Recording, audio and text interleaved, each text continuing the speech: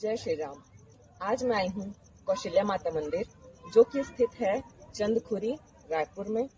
माना जाता है कि यह मंदिर दुनिया का एकमात्र मंदिर है जो कौशल्या माता पे समर्पित है। आप मेरे पीछे देख सकते हैं, ये मंदिर है।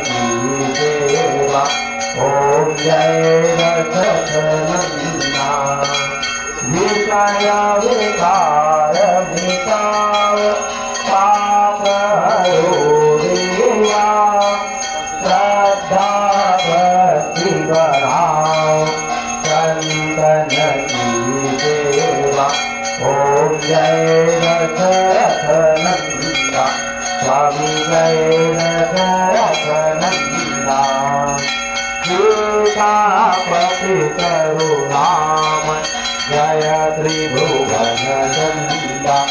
ओम जय रघ भवबंदन नारायण तव हरि ओम। ओम जय रघुनंदा